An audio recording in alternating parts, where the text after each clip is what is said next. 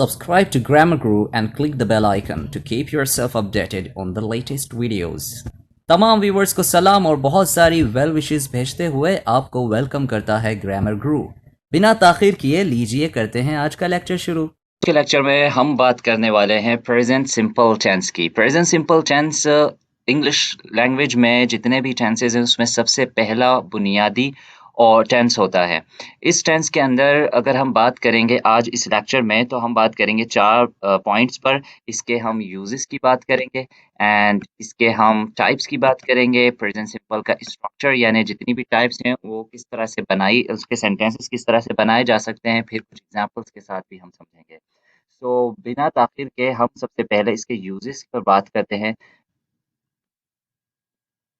If we talk about the present simple tense uses, so इसके मैंने यहाँ पर आपके लिए इस लेक्चर में 10 uses लिखे हैं।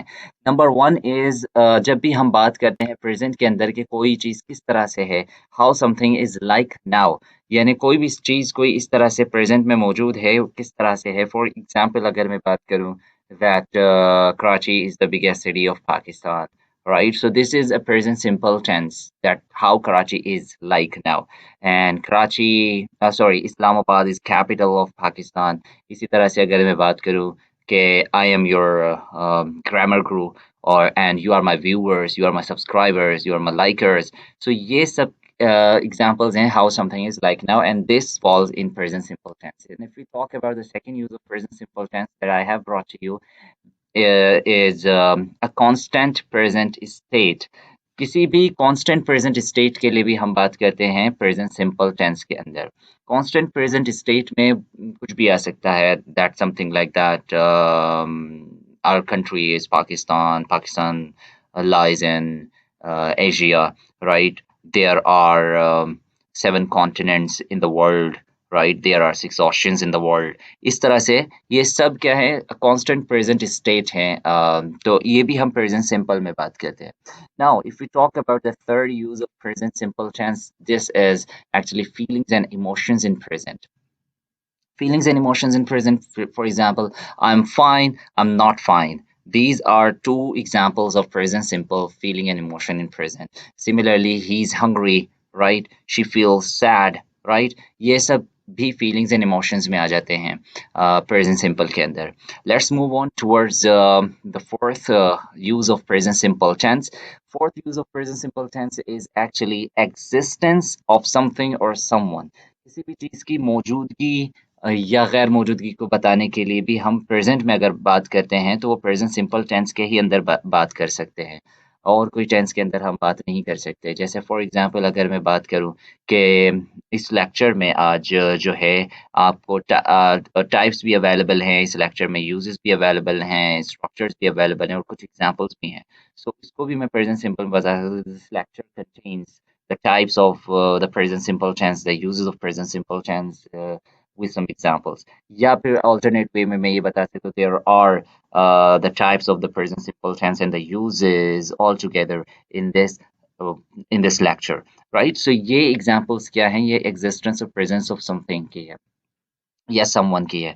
इसी तरह से मैं बात कर सकता हूँ दैट पाकिस्तान हैज़ 4 प्रोविंसेस। सो ये पाकिस्तान में जो 4 प्रोविंसेस है उनकी मौजूदगी के बारे में बात हो रही है। सिमिलरली इसको अल्टरनेट वे में मैं इस तरह कह सकता हूँ that there are 4 provinces in Pakistan. So this is what कि मैंने ये भी प्रेजेंट सिंपल टेंस ही कंसीडर होगा। Let's move on and discuss the fifth use of present simple tense, and the very fifth and the fifth use of present simple tense is the present ownership and possessions. For example, like I'm about to, I have a big house, alhamdulillah, and if I talk about I have a car, I have a good mobile phone, I have a very very lucky watch. So ये सब मेरी present ownership और possessions हैं। आपकी क्या है?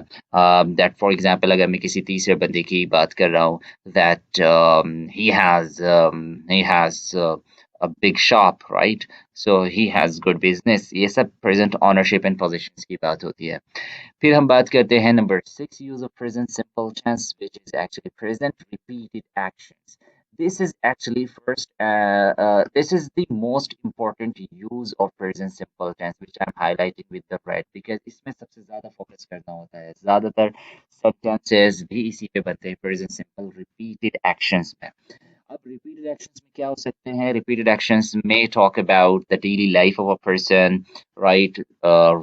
Daily routine of a person, hobbies of a person, habits, right? It may talk about the attitude, present attitude, likes, dislikes of a person, because this is also the part of a daily life of a person. Interest, ये सब present simple में बात किया जाए, इन सब की बात present simple में होती है. Now let's move on and discuss the seventh type of seventh use of present simple tense that I brought to you is to order, advice and request. किसी को किसी काम के करने के लिए आप कहते हैं या उससे रोकते हैं और उसको ऑर्डर देते हैं, एडवाइस करते हैं उसको, या फिर आप उससे रिक्वेस्ट करते हैं, ये सब भी प्रेजेंट सिंपल में यूज किया जाता है. And there are some advanced ways and advanced uses of present simple tense. Number one is news headlines. जब भी कोई काम हुआ होता है और उस न्यूज़ को हम ब्रेक कर रहे होते हैं, तो वो भी हम अब अगर आप देखें न्यूज़पेपर हेडलाइंस या फिर न्यूज़ चैनल की हेडलाइंस को अगर आप फोकस करें, तो उसमें प्रेजेंट सिंपल लगा हुआ होता है, लिखा हुआ होता है प्रेजेंट सिंपल. जैसे फॉर एग्जांपल, अगर पाकिस्तान मैच जीत चुका होता है, बट उसके लिए भी हम कहते हैं पाकिस्तान विंस, राइट.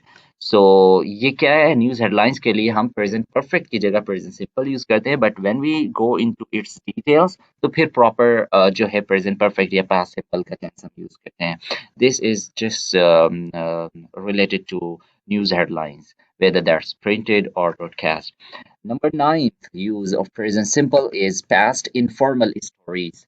अगर हम बात करें पास्ट इनफॉर्मल स्टोरीज की, तो वैसे तो पास्ट फॉर्मल स्टोरीज यानी पास्ट की कोई भी स्टोरीज है, वो ऑफ कोर्स आप past simple, past continuous and past perfect में रहते हुए बना रहे होते हैं. मोस्टली आप जो मेन इवेंट्स होते हैं वो पास्ट सिंपल में बताते हैं. But if you talk about past informal stories, तो आपको ये ऑप्शन होता है कि आप जो है प्रेजेंट सिंपल टेंस में रहते हुए बताएं.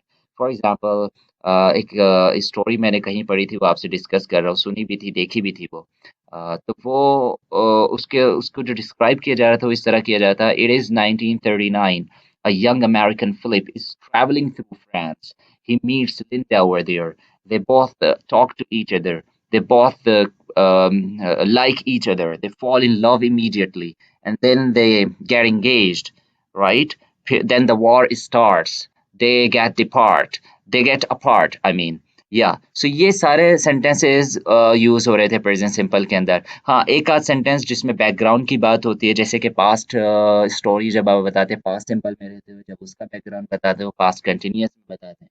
तो जब आप प्रेजेंट सिंपल में ज़्यादातर मैन इवेंट्स बताते हैं प्रेजेंट सिंपल में रहते हुए, तो जब बैकग्राउंड की बात आती है तो तो प्रेजेंट कंटिन्यूअस भी यूज किया जा सकता है. Well, number 10 use of present simple tense is scheduled future. It talks about scheduled future as well. कि हम जो है scheduled future पे के लिए भी present simple use कर सकते हैं. For example, कि मेरी next video जो है मेरा जो next YouTube channel है वो most probably next year launch हो जाएगा. So my next अगर मैं इस पे श्योर हूँ और ये शेड्यूल कर लिया है, मैंने एग्जांपल दे रहा हूँ, तो मैं क्या कहूँगा, my another YouTube channel launches next month. इससे मुराद क्या है, is gonna launch next month या फिर will launch next month. So हम इस तरह से कह सकते हैं, जैसे Pakistan and Pakistan play Pakistan plays a cricket series against England next week. So ये भी क्या है कि पाकिस्तान खेलने लगा है. सो ये शेड्यूल्ड फ्यूचर के लिए, जैसे हम कहते हैं ना admissions start from the next month, so वो भी प्रेजेंट सिंपल टेंस होता है, राइट. वो कैसे होता है, क्योंकि इसमें विदाउट एनी ऑक्सिलरीज हम अफर्मेटिव बना रहे होते हैं और फर्स्ट फॉर्म या एस फॉर्म लगा रहे होते हैं, तो this is actually the structure of present simple. So ये कुछ यूजेस हैं प्रेजेंट सिंपल के जो मैंने आज आपके लिए लेकर आया था इस वीडियो में. अब मैं आपको अगले अगले अपने pages में ये बताऊंगा कि what are the types of the present simple actually. So if we talk about the types of the present simple, so there are four types of the present simple. बहुत सारों के नज़दीक ये तीन टाइप्स होती हैं. वो टू बी और टू हैव को एक कहते हैं, यानी स्टेट कर देते हैं, और फिर टू डू और फिर इम्पेरेटिव. लेकिन लेकिन लेकिन ज़्यादा बेहतर ये है कि इसको फोर टाइप्स में ही समझा जाए, क्योंकि जितने भी प्रेजेंट सिंपल टेंस है, जैसे कि मैंने अपनी एक वीडियो में जो पब्लिश हुई थी एन इंट्रोडक्शन टू टेंसेस, वो वीडियो भी ज़रूर देखिए, उसका लिंक मैंने डिस्क्रिप्शन पे दे दिया है. सो उसमें आपको बताया जाएगा कि जो टेंसेस होते हैं वो तो होते हैं बेसिकली 3, लेकिन ओवरऑल होते हैं 12। लेकिन इन 12 टेंसेस में 2 कैटेगरीज होती हैं बस। एक होती है सिंपल कैटेगरी और एक होती है कंटिन्यूअस कैटेगरी। तो जितनी भी सिंपल कैटेगरी के टेंसेस हैं उसमें 3 टाइप्स होती हैं, यानी टू बी जो मैंने यहाँ नंबर 1 पे लिखा है ये आप देख सकते हैं, एंड सेकंड वन होती है टू हैव, और फिर थर्ड वन होती है टू डू। लेकिन प्रेजेंट सिंपल वो वाहिद सिंपल कैटेगरी का टेंस है जिसमें 4 टाइप्स ऑफ सेंटेंसेस होते हैं, यानी इसमें इंपेरेटिव सेंटेंसेस भी आ जाते हैं। ये क्यों आते हैं आगे चल के मैं आपको बताऊंगा वीडियो में। वीडियो को आखिर तक ज़रूर देखिएगा क्योंकि आज इस वीडियो में आप कंप्लीटली प्रेजेंट सिंपल टेंस ना सिर्फ अंडरस्टैंड करेंगे बल्कि ना सिर्फ यू विल अंडरस्टैंड दिस, बल्कि आप जो हैं इसको सीख भी जाएंगे, समझ भी जाएंगे इजीली, और फिर आपके ऊपर होगा कि आप कितना इसकी प्रैक्टिस करके इसको स्ट्रॉन्ग कर सकते हैं। सो पहले हम बात करते हैं टू बी क्या होता है and how to form a sentence in present simple tense. To be को किस तरह से हम बनाते हैं, जो पहली टाइप है प्रेजेंट सिंपल की।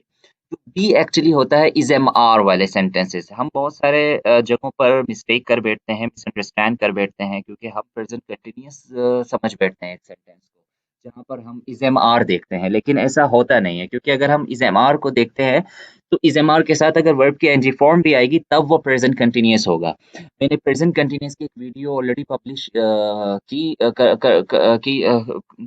पब्लिश कर चुका हूँ मैं ऑलरेडी उस प्रेजेंट कंटिन्यूअस की वीडियो को, तो उसका भी लिंक मैंने डिस्क्रिप्शन पे मेंशन कर दिया, दोनों का, एक इंट्रोडक्शन टू टेंसेस का भी नाम के साथ वो आगे लिंक लिखा हुआ है, और एक है प्रेजेंट कंटिन्यूअस टेंस का भी, वो भी कंप्लीटली उसमें उस वीडियो में प्रेजेंट कंटिन्यूअस टेंस को समझाया गया है, तो वो आप देख सकते हैं वहां पर भी।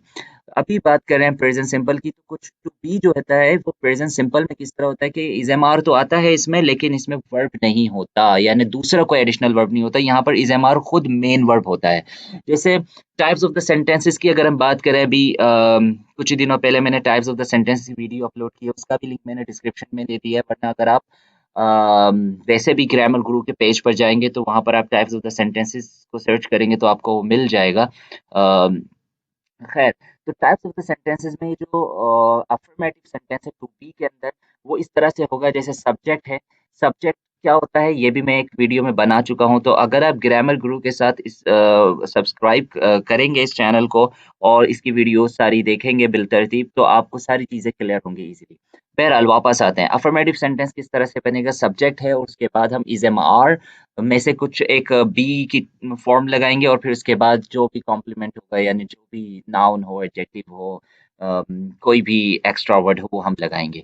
नेगेटिव सेंटेंस में क्या करेंगे, सब्जेक्ट अपनी जगह पर रहेगा, इज नॉट हो जाएगा, एम नॉट हो जाएगा, या आर नॉट हो जाएगा, फिर कॉम्प्लीमेंट आ जाएगा। इंटरोगेटिव में जैसा कि आपको पता है कि टाइप्स ऑफ द सेंटेंसेस में भी मैंने मेंशन किया था कि इंटरोगेटिव सेंटेंसेस में आप ऑक्सिलरीज को पहले लेकर आ जाते हैं, क्योंकि प्रेजेंट सिंपल टू बी में कोई ऑक्सिलरी नहीं होता, लेकिन इज एम आर वाहिद इज एम आर और हैव वर्ब जो होते हैं, have, has, had, is am are, was verb, ये वो वर्ब्स होते हैं, यानी बी वर्ब और हैव वर्ब, ये ना सिर्फ मेन वर्ब होते हैं बल्कि ये ऑक्सिलरीज भी होते हैं। तो इनके क्वेश्चन बनाने के लिए हमें जरूरी नहीं है किसी और ऑक्सिलरी को लाकर क्वेश्चन बनाया जाए। हम सिंपल क्या करेंगे, इज एम आर को उठाएंगे, सब्जेक्ट से पहले रखेंगे जैसे यहाँ पर मैंने रखा है, फिर सब्जेक्ट आएगा और फिर complement and then question mark.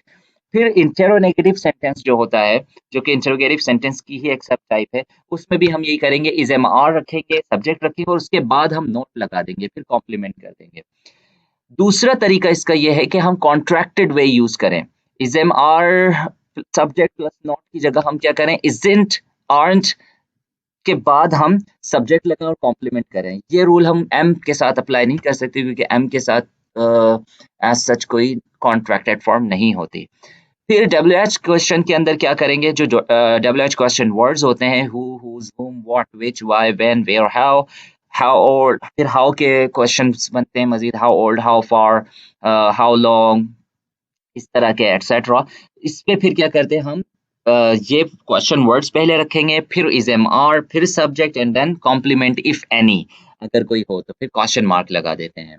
सो ये होते हैं ये है एक्चुअली बुनियादी structure of present simple to be का। अब एग्जांपल देखते हैं, जैसे I am English grammar teacher, so I is a subject, और फिर आई के साथ एम लगता है, I am English grammar teacher, ये कॉम्प्लीमेंट हो गया। अगर इसका नेगेटिव बनाएंगे तो कैसे बनाएंगे, आई एम नॉट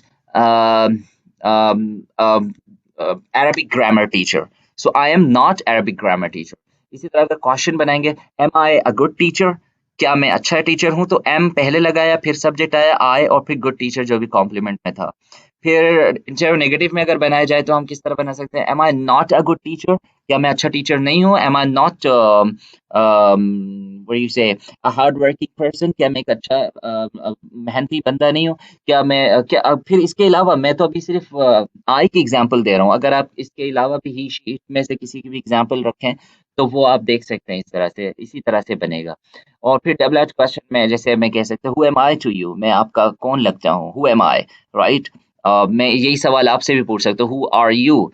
और फिर मैं यही सवाल किसी और के बारे में आपसे पूछ सकता हूँ, that who is she to you, या who is he to you, या how many siblings are you, right? बहुत सारे क्वेश्चंस इसमें इनफाइनाइट बना सकते हैं आप। टू बी की बात हम बात करेंगे टू हैव की।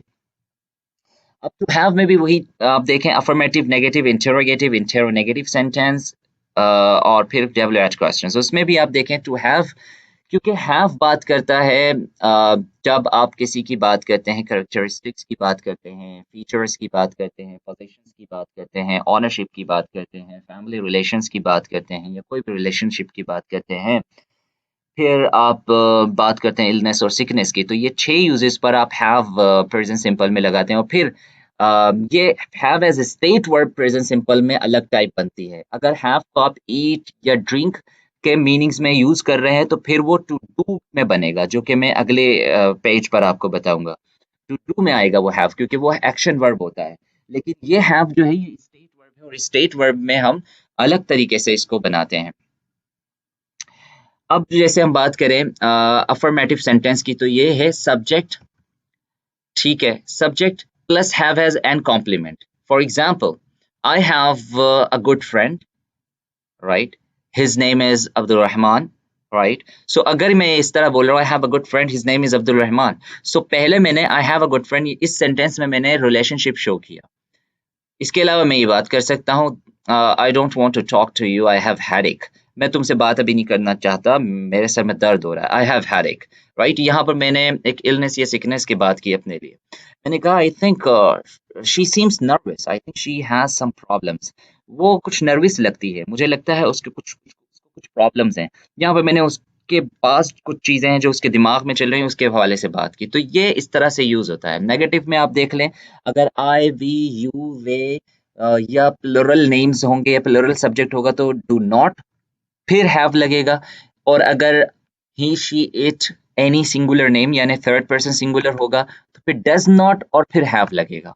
वही अफर्मेटिव में जैसे he, she, it, any singular name होगा तो फिर हैज लगेगा, हैव नहीं, क्योंकि हैव की एस फॉर्म जो होती है वो हैज होती है। लेकिन जब नेगेटिव की बात करेंगे तो उसमें डज ऑलरेडी आ जाता है, तो फिर हम हैज यूज नहीं करेंगे, फिर हम हैव यूज करेंगे। जैसे for example, she has a guitar, इसका अगर नेगेटिव बनाएंगे तो हम बनाएंगे she does not have a guitar. ये नहीं होगा she does not has a guitar. Let's move on. Interrogative में भी यही रूल अप्लाई होगा कि जहां डज आ जाएगा तो फिर वहां पर हैव ही आएगा, तभी मैंने यहाँ पर हैज लिखा ही नहीं, जैसे मैंने नेगेटिव में नहीं लिखा था, राइट? हाँ, अलबत्ता अफर्मेटिव में लिखा था क्योंकि वहां डज नहीं आता, इसलिए। अब बात करते हैं यहाँ पर, जैसे do you have some time for me, so मैंने यहाँ पर यू को सब्जेक्ट बनाया तो मैंने डू लगाया। इसी तरह से अगर मैं शी की बात करता तो मैं कैसे करता, does she have some time for me. So यहाँ पर इस तरह से इसको इंटेरोगेटिव बनाया जा सकता है। और नेगेटिव, इंटेरोनेगेटिव की अगर एग्जांपल्स कहूँ तो मैं कहूँगा कि do you not have any good I, do you not have an do you not have a good idea for this project. ये हो गया एक नेगेटिव। इसी को अगर मैं कॉन्ट्रैक्टेड में बनाऊंगा तो मैं इस तरह बना सकता हूँ, don't you have a good idea for this project, right? इसी तरह से अगर मैं डज की एग्जांपल दूं तो वो ही, शी, इट या कोई सिंगुलर नेम का सब्जेक्ट लगाकर मैं इस पर बना सकता हूँ sentence, that does she not have your contact number, क्या उसके पास आपका कॉन्टैक्ट नंबर नहीं है। इसी को अगर कॉन्ट्रैक्टेड में बनाऊंगा तो मैं बनाऊंगा डजंट करके, doesn't she have your contact number, इस तरह से। डबल एच क्वेश्चन में how many siblings do you have, या फिर how many friends do you have, how how much knowledge does she have about grammar, English grammar. So इस तरह से हम questions बना सकते हैं. Let's move on to do. This is very important topic, very important type of present simple, to do. और सबसे ज़्यादा sentences इसी के बनते हैं. और ये आप डेली लाइफ की बात करते हैं तो उस पे आप बना रहे होते हैं. सो अगर हम बात करें टू डू की, कोई भी सेंटेंसेस जिसमें एक्शन आ रहे होते हैं, जैसे फॉर एग्जांपल मैं सुबह उठता हूँ, जल्दी उठता हूँ, लेकिन सैटरडे और संडे को मैं सुबह जल्दी नहीं उठता as compare to other 5 working days. So मैं कैसे बनाऊँ? I wake up early in the morning, but on Saturday and Sunday I don't wake up early in the morning. So यहाँ मैंने don't क्यों लगाया? वही सिंपल जो जिस तरह से have का रूल है वही यहाँ पर भी है. लेकिन वहां पर have as a main verb नहीं आता, वहां पर कुछ और मेन वर्ब आ सकते हैं, जैसे वेक अप है यहाँ पर, सो वेक अप आ जाएगा, I wake up early in the morning. अगर आई के अलावा मैं हम सब की वैसे यूजुअली बात करूँ तो हम सब भी वर्किंग डेज में तो जल्दी ही उठते हैं, तो मैं क्या कहूँगा? We wake up early in the morning. फिर अगर मैं दूसरों की बात करूँ, दूसरे लोगों की, तो मैं क्या कहूँगा? They wake up early in the morning. फिर अगर मैं बात करूँ आपकी भी, जो आप मेरी वीडियो देख रहे, तो मुझे लगता है कि you also wake up early in the morning on working days. But अगर मैं इन्हीं सब सेंटेंसेस का नेगेटिव बनाऊंगा तो डू नॉट लगा दूंगा, राइट? और वो पूरा सेंटेंस वैसे रहेगा, यानी I don't wake up early in the morning, we don't wake up early in the morning, they don't wake up early in the morning, you don't wake up early in the morning. But अगर मैं subject change करूं और वो लगाऊं third person singular, यानी ही, she, it और any singular subject, तो फिर वहां पर वेकअप की जगह अफर्मेटिव में हो जाएगा वर्ब की एस फॉर्म का इजाफा. यानी मैं आई वेक अप कहता था, तो अब कहूंगा शी वेक्स अप, राइट? फिर मैं कहूंगा he wakes up, it wakes up, they wake up. they wake up क्यों होगा? क्योंकि थर्ड पर्सन तो है बट सिंगुलर नहीं है, प्लरल है. सिंगुलर हो, थर्ड पर्सन हो, तो हम एस फॉर्म लगाएंगे. बहुत सारे लोग यहाँ पर सवाल करते हैं, आई भी तो सिंगुलर है, यू भी तो सिंगुलर हो सकता है कभी, तो उस पे फिर हम एस फॉर्म क्यों नहीं लगाते? उस पे हम वेक अप क्यों बोलते हैं, वेक्स अप क्यों नहीं बोलते, गो क्यों बोलते हैं, गोज क्यों नहीं बोलते, कम क्यों बोलते हैं, कम्स क्यों नहीं बोलते, यानी वर्ब के साथ एस का साउंड का इजाफा क्यों नहीं करते, एस ई एस या आई एस नहीं लगाते, क्यों नहीं लगाते? तो उसका आंसर सिर्फ ये है कि ये रूल अप्लाई होता है सिर्फ थर्ड पर्सन सिंगुलर पे, और थर्ड पर्सन सिर्फ 4 हो सकते हैं थर्ड पर्सन सिंगुलर, या तो ही, शी, इट, या फिर कोई भी सिंगुलर सब्जेक्ट का नाम. तो उसके साथ ये रूल अप्लाई होगा, और फिर उसी के साथ नेगेटिव में हम डज नॉट लगाएंगे, और डज नॉट के बाद फिर वर्ब की एस फॉर्म नहीं आएगी, फिर वर्ब की फर्स्ट फॉर्म आएगी, क्योंकि does is already S form of the verb do. तो जब एक दफा एस फॉर्म यूज हो गई तो फिर हम मेन वर्ब की एस फॉर्म यूज नहीं करेंगे. अब हम आगे आते हैं इंटरोगेटिव सेंटेंस में भी यही है, डू डज पहले आ जाएगा और बाकी जो सब्जेक्ट है वो आएगा, और डू डज सब्जेक्ट के मुताबिक आएगा. अगर आई वी यू दे है सब्जेक्ट तो फिर डू आएगा, और ही, शी, इट होगा तो फिर डज आएगा, और फिर वर्ड की फर्स्ट फॉर्म और फिर कॉम्प्लीमेंट, जैसे कि do you understand this lecture. Negative में भी ये होगा, don't you understand this lecture, and if you don't understand this lecture right it in the comment box, ताकि मुझे समझ आए कि मैं और मजीद अपनी वीडियोस को किस तरह से बेहतर बना सकता हूँ.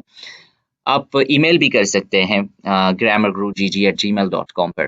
खैर, अब वापस आते हैं, और अगर आपको ये वीडियो वाकई समझ आ रही है और पसंद भी आ रही है, तो इसको ज़रूर लाइक करें, कमेंट भी करें, बताएं, और अपनी सजेशंस भी दें, और इसको आगे दोस्तों तक, दोस्त अहबाब तक फैलाएं भी, शेयर भी करें. और अगर आपने अभी तक मेरा चैनल सब्सक्राइब नहीं किया तो प्लीज़ सब्सक्राइब ग्रामर गुरु जी. खैर, अब क्वेश्चन, डबल एच क्वेश्चन, तो जैसे मैंने पहले बताया 9 क्वेश्चन वर्ड्स होते हैं, और फिर एच जो है उसके अपने क्वेश्चन होते हैं. तो उसमें आप कोई सा भी क्वेश्चन वर्ड्स आप इसमें प्रेजेंट सिंपल में बना सकते हैं. सामने वाले से आप पूछ सकते हैं, आप कब उठते हो यार सुबह, what time do you wake up, कब आप सोते हो, what time do you go to bed. आप लोग जो हैं, आप क्या करते हैं, व्हाट डू यू डू, इस तरह से आप बना सकते हैं. लास्ट टाइप जो है वो है इम्पेरेटिव सेंटेंसेस. इम्पेरेटिव सेंटेंसेस में हम दो तरह से सेंटेंस बनाते हैं, या तो हम किसी को किसी काम के करने का कहते हैं, या हम किसी को किसी काम से रुकने का कहते हैं. अब वो किस तरह, किस अंदाज में कहते हैं, वो या तो ऑर्डर वे हो सकता है, एडवाइस हो सकती है, या फिर हम उसको सजेस्ट कर सकते हैं, या फिर हम उसको उससे रिक्वेस्ट कर सकते हैं. तो बहरहाल कोई भी तरीका हो, हम इस तरह से बना सकते हैं. जैसे किसी को अगर हम बुला रहे हैं तो हम कहेंगे कम हियर. सो ये वाहिद imperative sentences, types of the sentences में होते हैं जिसमें सब्जेक्ट हिडन होता है, यानी अगर आप मेरी पहली वीडियो देखें सब्जेक्ट और प्रेडिकेट, तो उसमें पिछली वीडियो देखें, पिछली वीडियोस में से एक वीडियो है सब्जेक्ट एंड प्रेडिकेट को मैंने वाज़ेह किया है उसमें, the parts of a sentence. तो उसमें मैंने बताया था कि सब्जेक्ट एक इम्पोर्टेंट पार्ट होता है और सब्जेक्ट के बगैर कोई भी सेंटेंस अधूरा होता है। लेकिन ये याद रखें, इम्पेरेटिव सेंटेंस में भी सब्जेक्ट होता है, लेकिन चूंकि इसमें सिर्फ एक ही सब्जेक्ट होता है और अंडरस्टूड होता है, इसलिए इसको मेंशन नहीं किया जाता, और वो सब्जेक्ट होता है यू। यानी आप जिससे मुखातिब होते हैं, आप उसी को कोई काम करने का कहेंगे या उससे उसको रोकेंगे, चाहे वो आपके सामने हो या कॉल पर हो। वो होता है सेकंड पर्सन, और second person is always you, singular भी और प्लूरल भी। तो इसी वजह से ज्यादातर हम किसी को जब बोलते हैं तो हम कहते हैं come here, sit sit down, यहाँ और बैठ जाओ, कम हियर सिट डाउन। इससे मुराद ये होती है हम जिससे कह रहे हैं वो तो यू है हमारे लिए, तो you is hidden subject here. तो इम्पेरेटिव सेंटेंसेस के अंदर इस सब्जेक्ट को मेंशन करना जरूरी नहीं होता, और this is actually a trend, common trend, कि हम इसमें सब्जेक्ट को मेंशन नहीं करते। इसी तरह से नेगेटिव में भी यही होता है, don't come here, go there, don't speak loudly, the class is going on, right? So इस तरह के सेंटेंसेस हम बनाते हैं।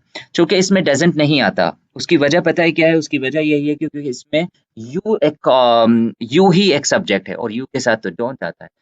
और इम्पेरेटिव को क्यों बाकी के सिंपल में शामिल नहीं किया गया, प्रेजेंट सिंपल में क्यों शामिल किया गया, उसकी दो वजूहात हैं। एक तो ये कि जब आप किसी को ऑर्डर करते, रिक्वेस्ट करते हैं या सजेस्ट करते हैं, तो आप वर्ब की फर्स्ट फॉर्म लगाकर करते हैं।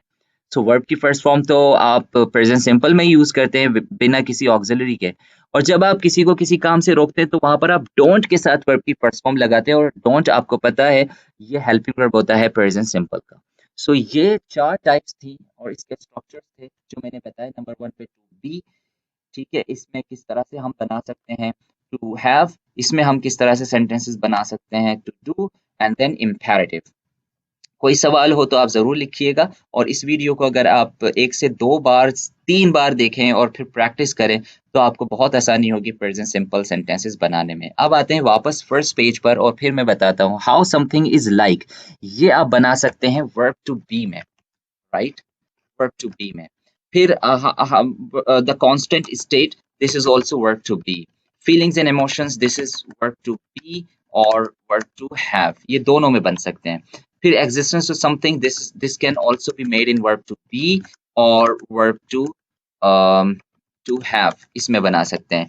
फिर ओनरशिप वगैरह ये सारी चीजें भी आप वर्ब टू बी और टू हैव में बना सकते हैं इजीली, राइट। और अगर हम बात करें प्रेजेंट सिंपल रिपीटेड एक्शंस, तो इसमें बहुत सारी चीजें आ जाती हैं, राइट, और ये सिर्फ बनेगा टू डू में, राइट। फिर ऑर्डर रिक्वेस्ट, ये होता है इम्पेरेटिव एक्चुअली, राइट, इम्पेरेटिव। और फिर न्यूज़ हेडलाइंस वगैरह, this is also to do, this is also to do, and this is also to do, ये है। सो इसी इनके यूजेस से ही मैंने टाइप्स बनाई, to be, to have, to do and imperative, और उसी को सीक्वेंस वाइज मैंने यहाँ पर आपको बताया टाइप्स ऑफ द सेंटेंसेस में। अपना बहुत सारा ख्याल रखिएगा, अगली वीडियो का इंतज़ार कीजिएगा और इसको लाइक और सब्सक्राइब कीजिएगा। नेक्स्ट वीडियो के साथ फिर हाजिर होंगे। अल्लाह हाफ़िज़। Subscribe to Grammar Guru and click the bell icon to keep yourself updated on the latest videos.